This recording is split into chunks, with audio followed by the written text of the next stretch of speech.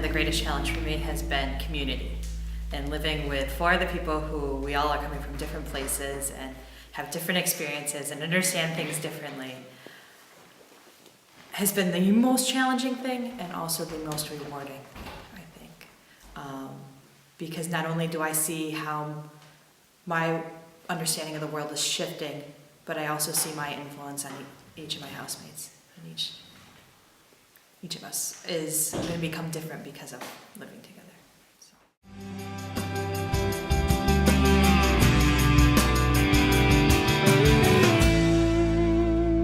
I think for me, the thing that brings me the most joy is seeing the different levels of influence and seeing how not only am I inspired by the people that I work with, but then can I speak to that in working with them. And it's a constant circle, it's a constant cycle that I'm doing the things I need to do because I see the people I work with and what they're going through. And then I also am able to speak to that experience through my work. And that definitely, I think, is the most joyful thing that I can share.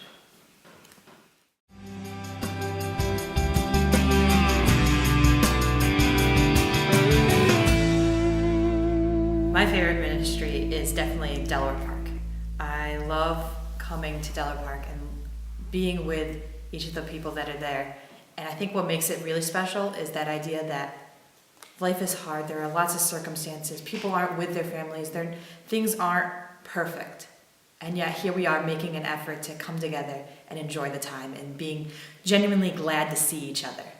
I love going and I love being there, and it really reminds me of the power of being in the moment.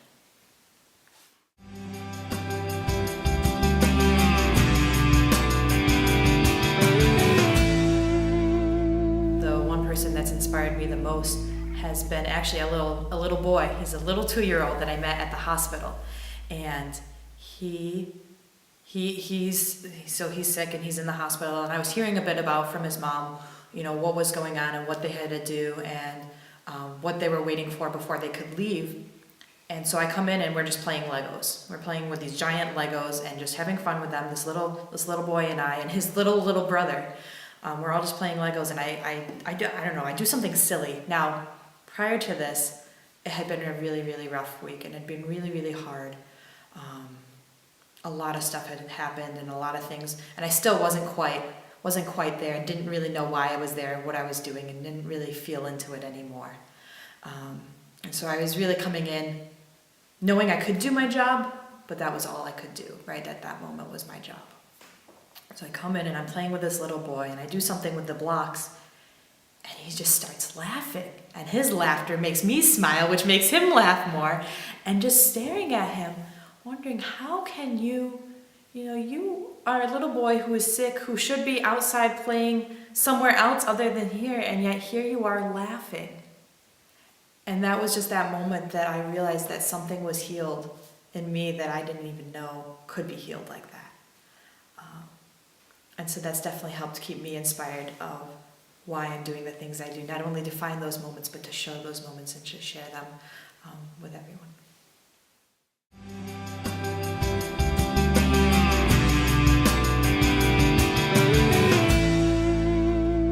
I think my understanding of FEM has changed in that each person is trying to understand themselves a little bit differently, and we're all doing that to help each other do that. And I think that is far beyond any work we're doing, anything that we could be doing that possibly could be paid in another position, beyond any of the things that are actually happening. That's what I think is the greatest thing about FEM that I haven't realized until now, is how much we all are trying to understand ourselves by living in community, by doing the work we're doing, by the things that we are trying to do, and the lessons that come from that, more so than anything that we've done.